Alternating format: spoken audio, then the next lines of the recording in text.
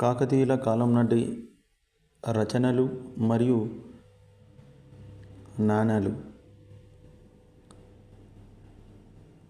విదేశీ రచనలు: Marco Polo, the travels, Amir Khusro, Tarikh i Alai, Barani, Tarikh i Firoz Shahi, Ferishta, Tarikh i Ferishta, Isami, Futuh us Salatin.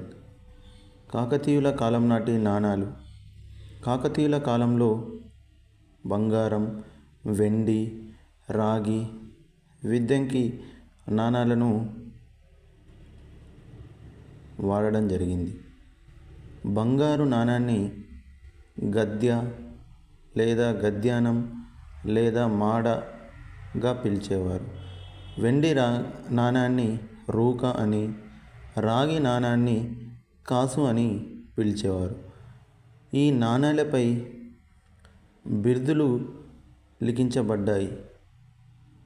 దాయ గజకేసరి అని, రామ గజకేసరి అని బిరుదులు ఈ నాణేలపై లిఖించారు.